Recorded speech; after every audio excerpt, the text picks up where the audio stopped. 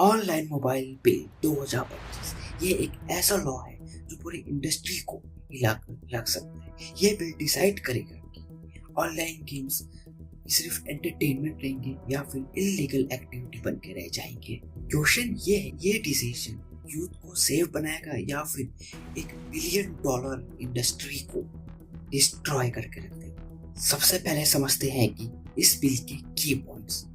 Government ने clearly बोला है रियल मनी गेमिंग यानी एक ऐसी गेम जिसमें एंट्री फीस या पैसे लगते हैं, अब उसे इल्लीगल माना जाएगा। इसका डायरेक्ट इम्पैक्ट ड्रीम 11, एमपीएल और रमी सर्कल एप्स पर। यही प्लेटफॉर्म जहां लोग रियल कैश लगा गेम बनाते हैं या कार्ड गेम्स खेलते हैं, अब ये लॉ के अंडर आएंगे।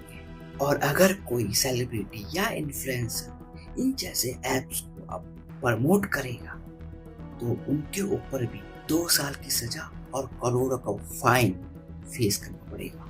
बिल्स का बड़ा इम्पैक्ट फाइनेंशियल सिस्टम पर ही होगा। बैंक, यूपीआई एप्स और गेटवेज के जैसे गूगल पे, फोन पे और पेटीएम अब रियल गेमिंग ट्रांजैक्शन प्रोसेस नहीं कर पाएंगे। मतलब अगर आप ड्रीम 11 में पैसा डालना चाहते या फिर एमपीएल जैसे एप्स पैसे विड्रॉ करना चाहते हैं तो आप नहीं कर पाएंगे, वो सिस्टम ब्लॉक हो जाएगा। गवर्नमेंट का कहना है कि इससे ऑफशोर बेटिंग वेबसाइट और टैक्स इवेक्शन पे भी अब ब्रेक लगेगा। पर यह बिल सिर्फ बैन नहीं करता है, ये एक सेक्टर को भी प्रमोट करता है। गवर्नमेंट चाहती है ई स्पोर्ट्स और सोशल गेमिंग्स को ऑफिशियल रिकॉग्निशन मिले। ऑनलाइन गेमिंग को एक अब स्पोर्ट्स की तरह ट्रीट किया जाएगा, जहां कैश एंट्री फीस अब नहीं हो। कंपटीशन, रिकॉग्निशन और करियर ग्रोथ होगा। इसके लिए एक नेशनल ऑनलाइन